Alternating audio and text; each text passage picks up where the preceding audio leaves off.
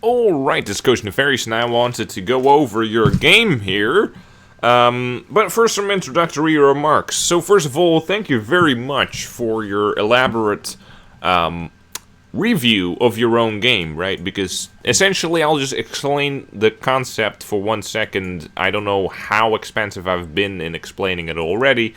But anyway, the point is that I feel like coaching, in the most strict term of just doing a VOD review and then you're done, it's kind of weird because in the next game, it's up to you to see your mistakes and it's up to you to devise ways of improving it and doing all of that when I'm not here, right? I'm not going to review 500 games, and you might potentially play 500 games, right? That's completely realistic.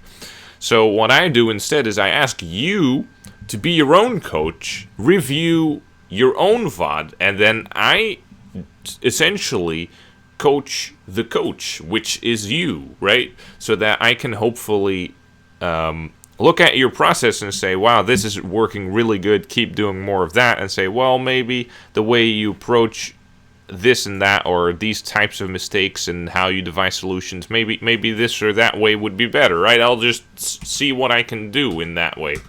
Alright, with that introduction out of the way, let's just get right into it. I read most of your review, and I'll just start commenting on it as I actually look at the game. So this is live, as in I haven't seen this game before I start recording, so I will just have to look at it with fresh eyes and see whatever I see and relay it back to you. So first of all, you are playing J4, you are starting red buff, all very understandable. I'm not going to go into that too much because it makes perfect sense.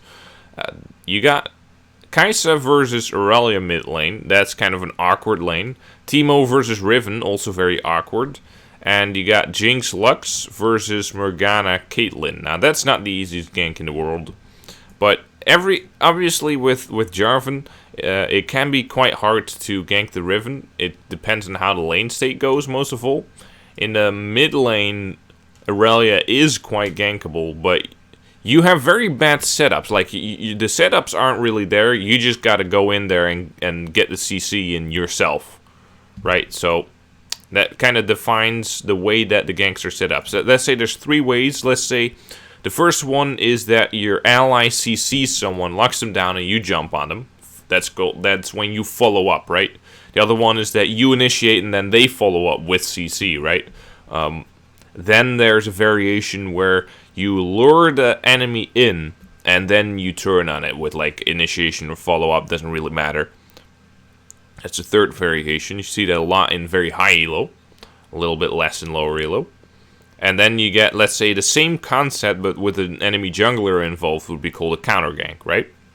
So those are kind of different variations, and against a Riven at level 3, you know that the most likely variation to work out is that in which the Riven engages on Teemo, right? Where you either counter gank or at least counter a Riven engage, even if it's 1v1.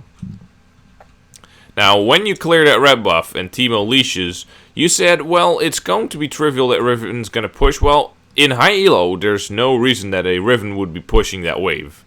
Honestly, that is a little bit of an assumption, but you can test that assumption right now as you look at Riven approaching lane, and she auto-attacks a minion. That's where you already know. Let's say you're playing a game of Guess the Elo, you already kind of know where you're at, because that doesn't really make a whole lot of sense. It's the same thing with the skill cap video about these mid lane matchups where Echo can't push, and then he autos a minion, lane is lost. It's a little bit of an exaggeration, but it really is a fundamental blunder to start pushing the wave here as Riven. But it's so you look at that, you know that she does that. Okay, so the plan was level 2 gank. I don't think the Riven level 2 gank is very good, but I read that and I thought, oh my god. So he said, I think a level 2 gank is possible in the top lane. Alright, so I have to admit, if you want to do a level 2 gank, Krugs into top lane is actually very clever here, because it is a poke lane, so you can test and see if the Teemo has been poking.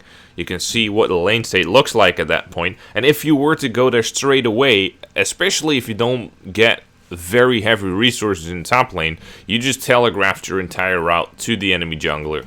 You gotta, like, move on the map somewhere and let everyone know where you are, which is very risky, very dangerous.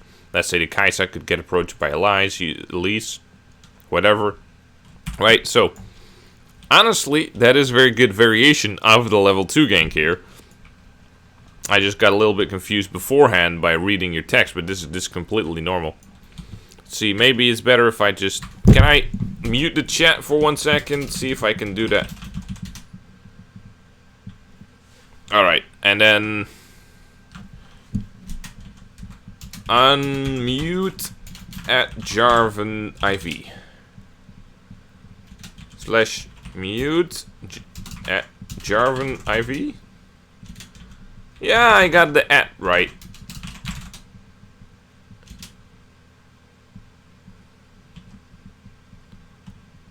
Okay. So, that should do. Alright. See, now I can see your pings, but not the other people's pings. And you can see this engage happening, right? So Teemo is whittling her down now naturally. And this is perfect. Yeah, that's absolutely perfect. So far, so good. Very, very proper, very clever routing, very clever gank setup. Okay, that's all very appropriate. I'm gonna be critical when the time is right, but the time is not right yet. That was very good.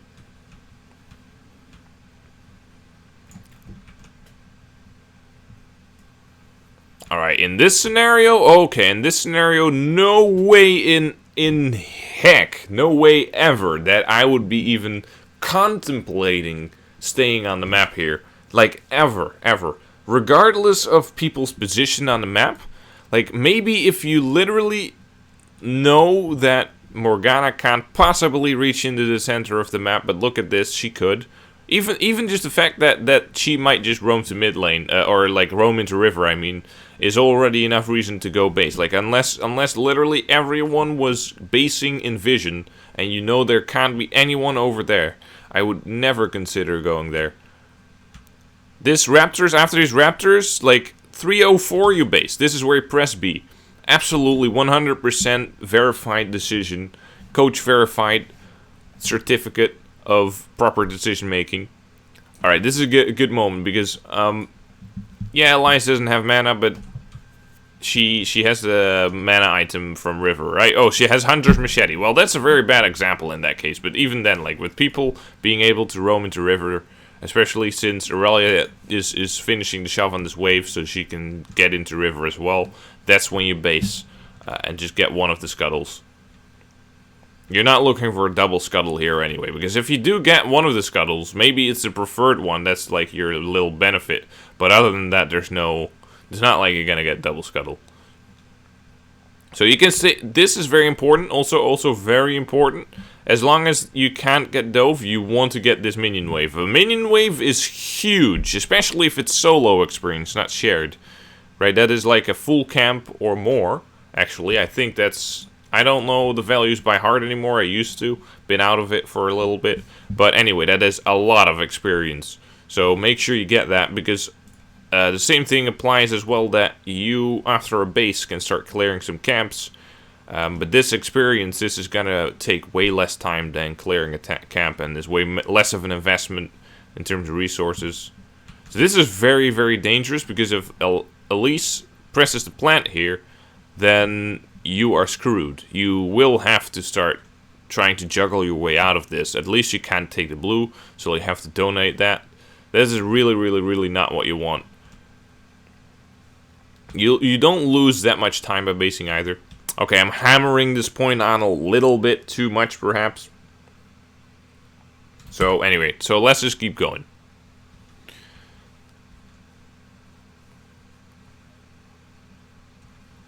The concept should be that there's this concept called presence on the map, right? And your presence is defined by a few things. One of them is your location, obviously. I mean, presence, of course. But not just your position is important, right? How strong are you? Like, what level are you? How many resources do you have, right? So resources comes in form of levels, items, mana, and HP, right? the trinkets perhaps as well, but you know, just generally all of your resources. And as long as you are low health, you are essentially not asserting any map presence, or you're just farming.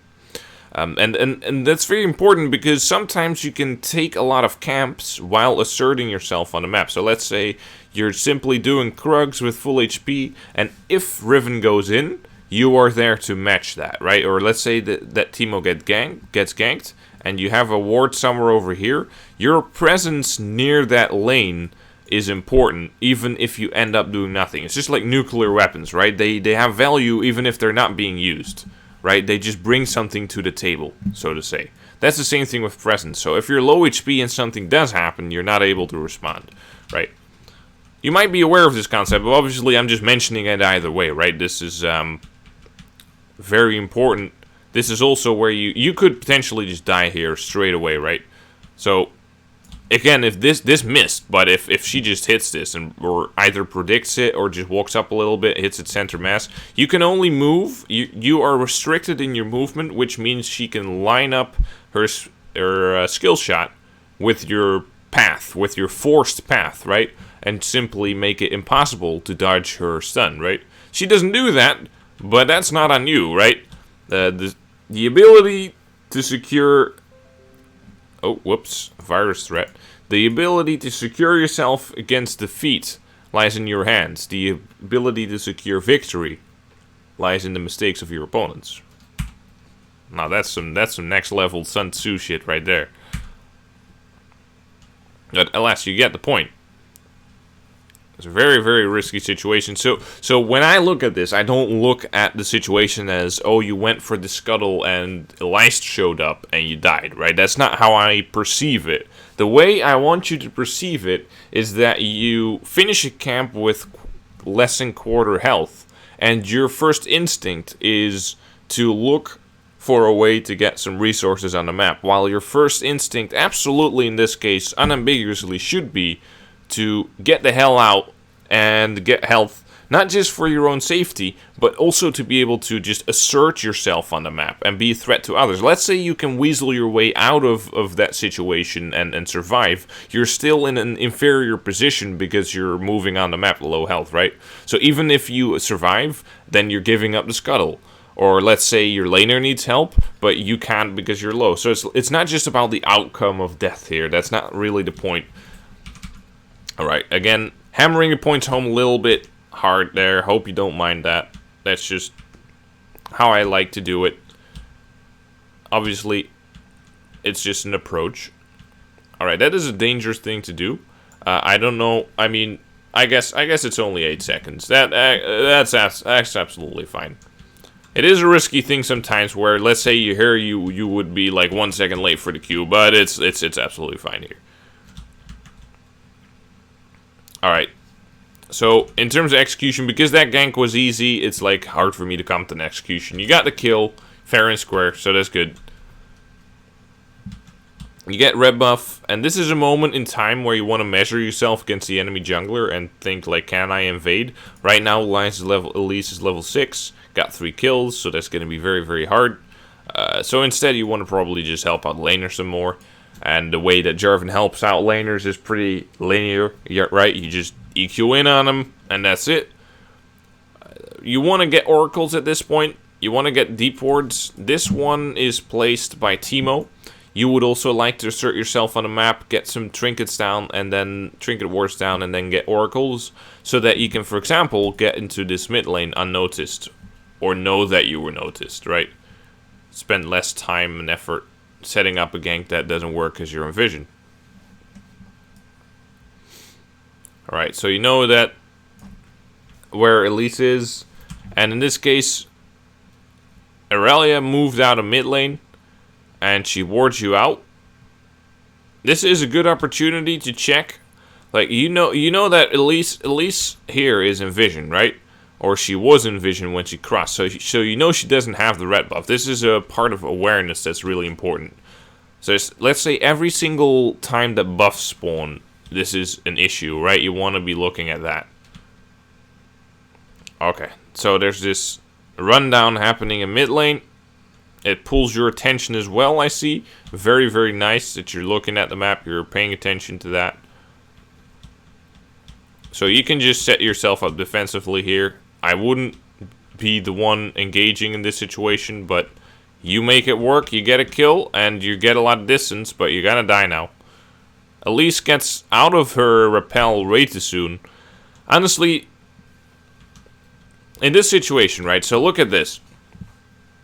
If you're gonna go for Riven, I have to admit that it might work. It might work if you had flesh.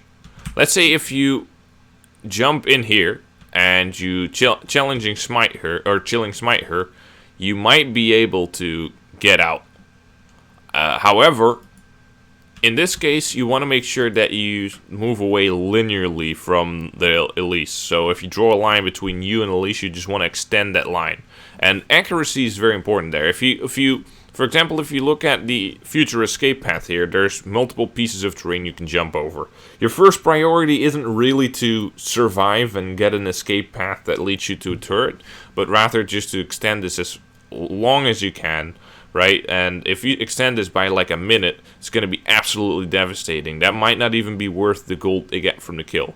Usually if you get a kill, you also get to shove the wave, you get a plate, you get like 700 gold and bunches of experience. If you extend this by like half a minute, then suddenly it's reverse. It's just like flat gold, but they're the ones losing resources, right?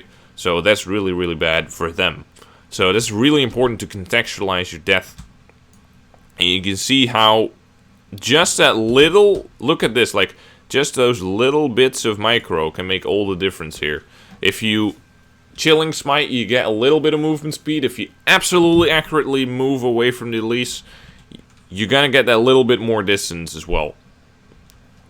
That's just like those detailed geometric concepts, like just absolutely moving directly away from someone can be very important. As a laner, that is more common as well, right? Where someone moves up, you move directly away from them.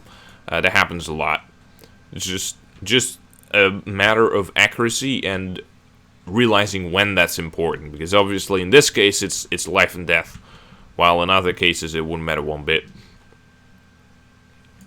Alright, so you're gonna be headed for that bot lane. Bot lane is low, it's a good setup, so it makes a lot of sense. Drake is up as well. Rift Herald isn't up just yet, so this makes perfect sense, right? I don't have to explain the setup. It's completely fine. That's absolutely fine. Yeah, you know, like there's a lot of things you do that are just completely appropriate. I can't put it any other way. This just, like, let's say 3/4 or more of the things you do are just very sensible. I don't have a lot of remarks about them. Not every play is a bad play. And here you see stuff happening in mid lane. You have good awareness. I think you stepped on that ward. You can be a little bit more proactive in walking a lot down this ridge. You know, it's all the details that matter, right? If you look at pro play, it's like the amount of detail they put into an evade where, let's say, they dodge fog of war by first crossing over to this ledge and then approaching this brush from this ledge. All these little things that they discovered about the game. Standing over here to hide yourself from someone standing over here, right? Because there's no direct line of sight. And just the same here, if you walk along this ridge and just approach the lane like this, you dodge wards that are set up shallow over here. All the little things matter.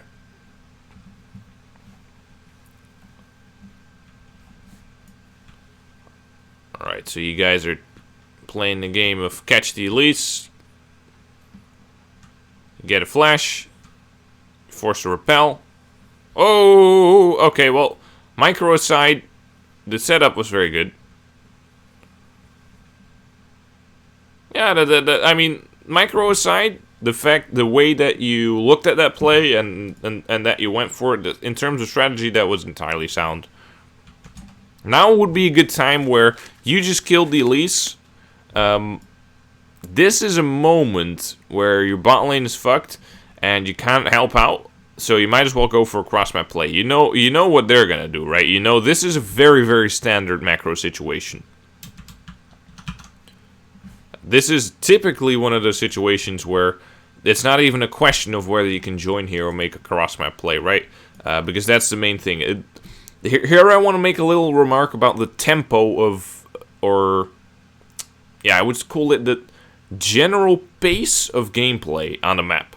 So the higher the pace of gameplay on the map, let's say there's takedowns happening, there's objectives being taken, there's plates falling, the higher your the higher tempo your play should be, right? So let's say you should very quickly look to get objectives, very quickly look to get deep vision, very quickly look to do very important stuff that can only happen within limited time frames. So let's say your camps, for example, will be able to happen all the time, right? So you should be looking to do something that you can only do within that little time frame that Elise is showing in bot side, right? I somehow didn't deactivate the pings anymore. That's not good. But anyway, you get my point. So this would be a good moment to do the Herald. Very, very crucial. This is an extremely crucial point. This is also very good because you are doing a lot of things at a very high level.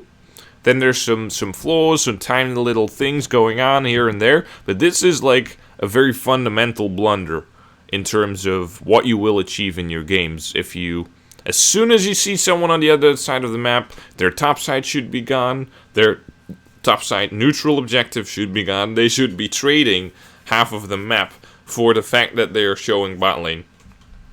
And then if they don't get kills one day, then you'll just get free objectives, and now you're snowballing the game off of one play.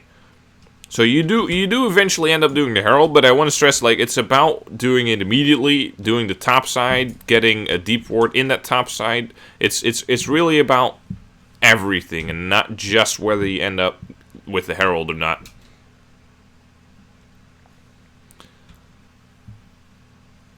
And then you do struggle for time because she's already done Drake and now she's just heading to the other side of the map.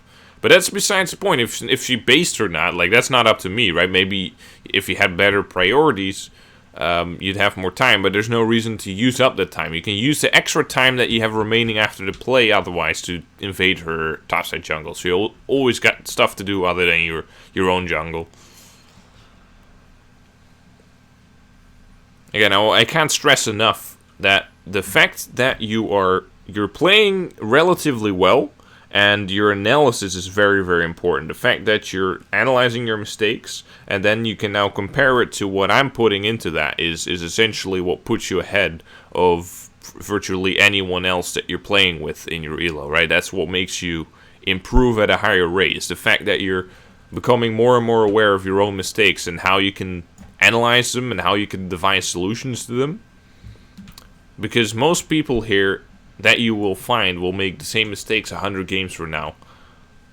And once you're aware of this concept, it's like it's hard to miss out on it. It's like as soon as you see the jungle somewhere on the map, you should be incentivized to up the pace of your gameplay and do higher priority things on the map. Because suddenly you have more information, right? More information to either make a decision that is important, right?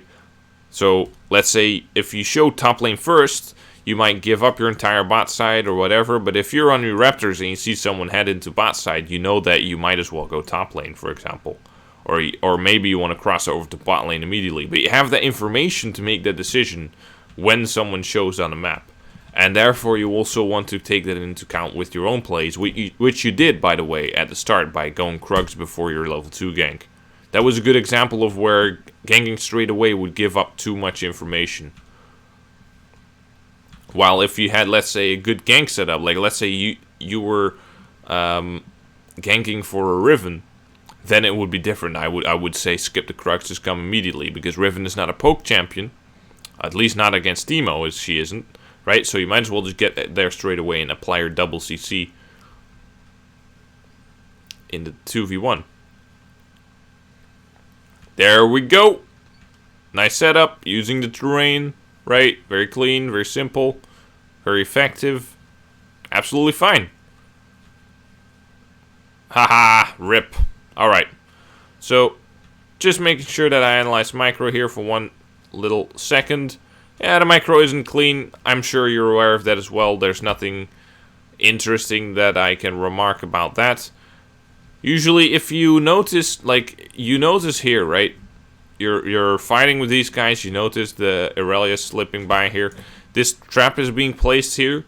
That's the first awkward part here, where you essentially try and move out. If you want to move out and get away from the Aurelia, you should be flashing before the stun lands, because Aurelia should have been able to get you straight away.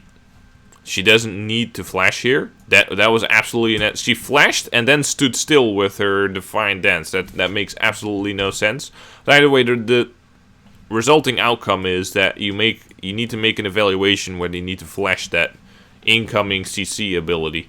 In this case, when you know Aurelia is headed over here and she can land a stun on that ability, you just need to flash before that.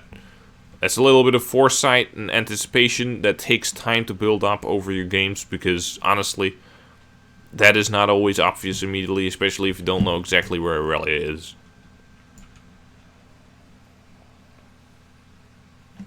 Alright. Rip Reno Jinx, but there's a turret over here. I'm safe, right? So this game isn't going too well for your team. You're playing a decent game, just not decent enough to carry this team. That happens sometimes. 1-7, 1-5, 2-3.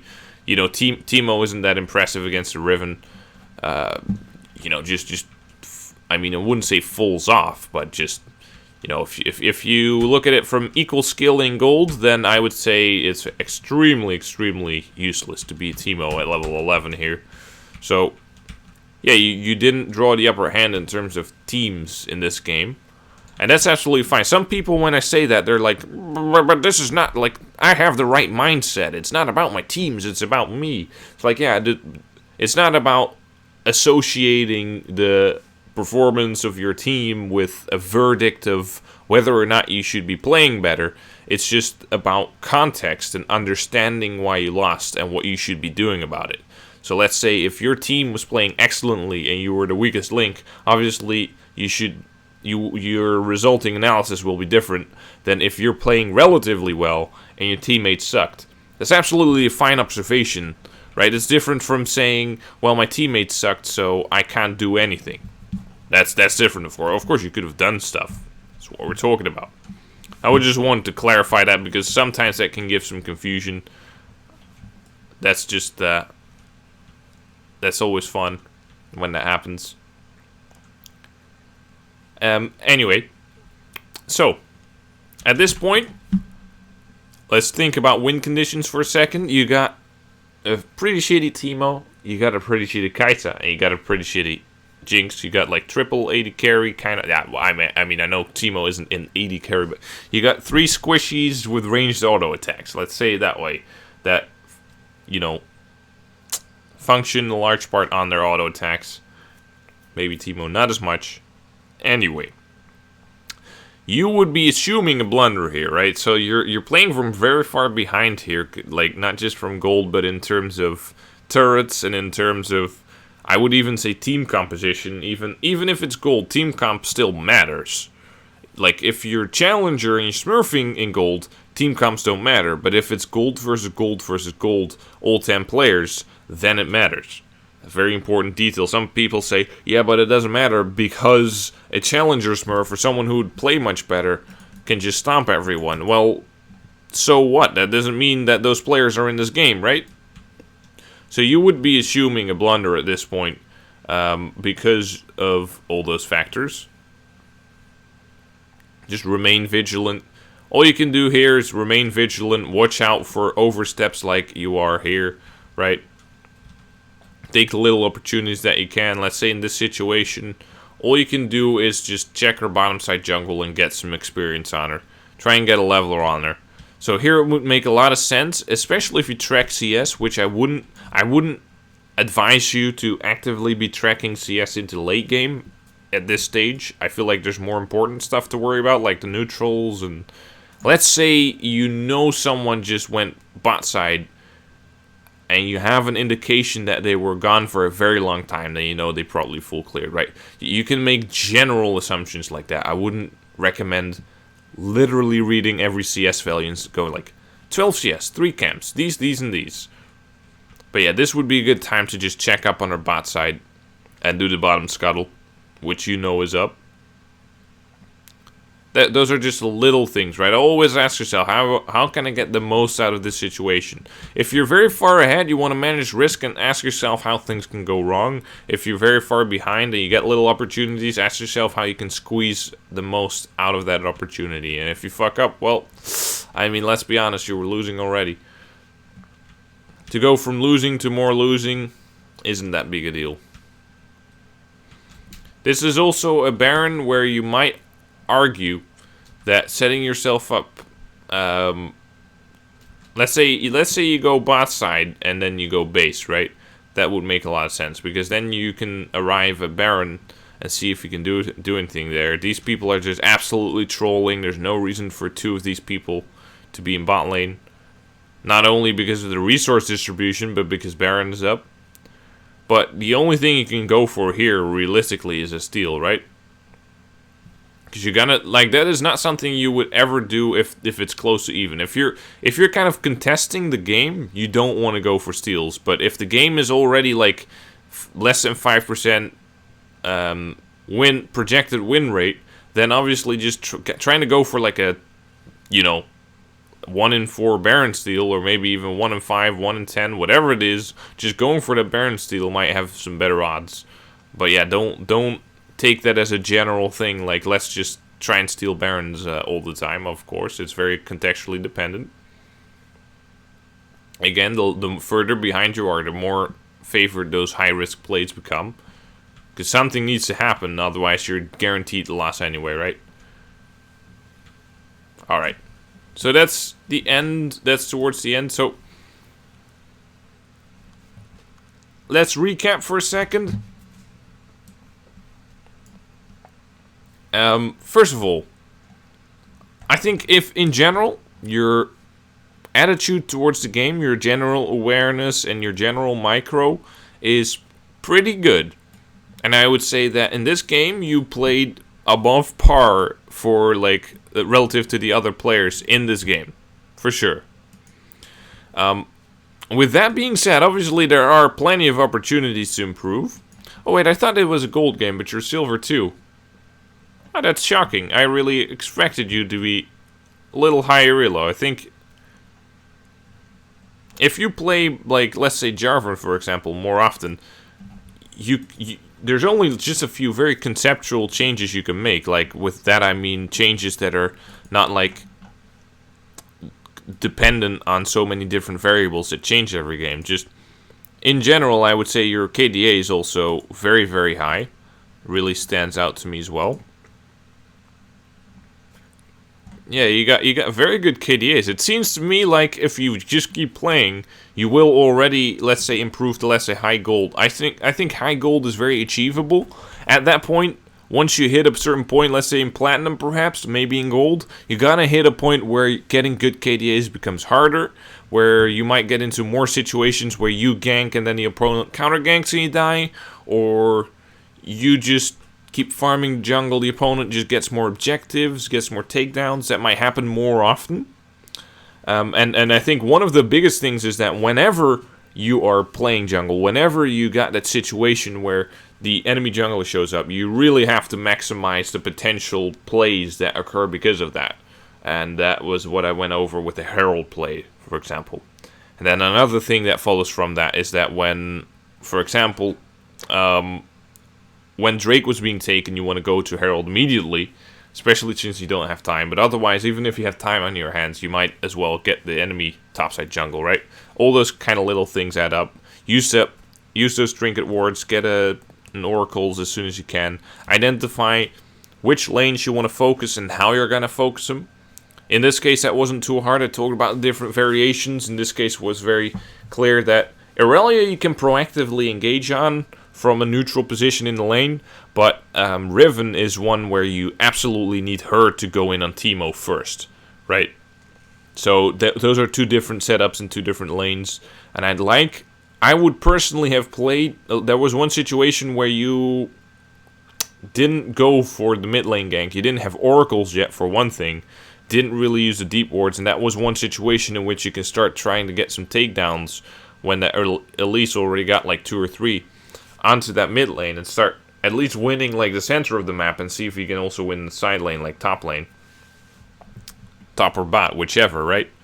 But you were very responsive to the map state, and you did gather some takedowns because of that, right? Just opportunistically looking at the map and going wherever you're needed and wherever people are low. Definitely keep doing that as one of your strengths, in my opinion. Alright. What more is there? Let me look. So for the farm kit, I've started to play more gank-heavy junglers like J4 and Rek'Sai. Very nice, very nice.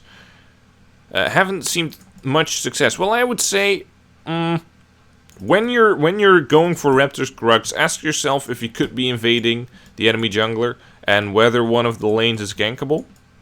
Other than that, I feel like there are only like 2 or 3 times in the game where you went for those kind of camps and like autopilot / not feeling comfortable going for the enemy jungle. But when Elise shows bot side, for example, absolutely go for it. Mental state. Obviously, I can't do a full mental session just like this, just by talking, you know, just in like a session like this. But one thing I will say is 2 things that help a lot. Full mute all the time, every single game. Don't listen to the bullcrap that comes out of other people's mouths in this elo. Like, people might spam you missing when you can't possibly get to a lane, or they might ask you to gank when you can't gank, or they, like, people are very self-centered. If you don't help the lane because it's not in the best interest of the team, they will cry because it's them. They don't think about winning the game, they think about winning their little segment of the game, which is their lane, right? So, absolutely not productive to listen to people. Most people, or not most people, everyone in this elo is biased. You just gotta identify your own biases and try and cope with that of others. For example, by full muting. Good sleep helps a lot. Yeah, other than that, obviously I can't go into it too much. Different pathing. Yeah, start going King Red. Obviously, it's always like, if you just look at the situation, if you're like, hey, I am a level 2 ganker, let's get into it straight away, then obviously it's very easy to just go red buff because now you're operational immediately, right? You already got what you need. So in that way, the paths should lead to themselves. Let's say if you're low after like 3 camps, you want to make sure that either you move onto the map before you do 3 camps, or if you do 3 of them at once, that you don't move to the center of the map. Let's say you do Raptors, Red, Krugs, which is common on like Kayn sometimes, right? Let's say you're playing an inferior matchup as Kayn, right? The routes kind of lead in themselves, and then you can look at what pro players do as well. Alright, so just as a summary, we also talked about some individual plays, like individual micro stuff. But overall, the biggest thing I would focus on in your next games is abusing the knowledge of where the enemy jungler is and trying to get the information by invading and deep warding more often. Get to a point where, let's say, maybe you go for an invade that isn't justified and you die. And then you're like, okay, now I know roughly where the limit is. That's where you start learning, right? I have had plenty of failed invades that give me better information of where the limit is between a good and bad invade. So I would say do that way more. Abuse that information way more. And get to a point where you're ganking almost too much. And if you get to that point, you can say, maybe I should go for my Raptors first. Like, let's say if you went red into top lane, well, maybe you should go for your Krugs first and let Teemo do some poking a little bit. That's when you get to that limit between ganking too little and too much. That is what I would focus on for your next games. I hope you enjoyed it. It was a very fun one. Appreciate the very, very, very nicely formatted self-analysis. And I hope you enjoyed the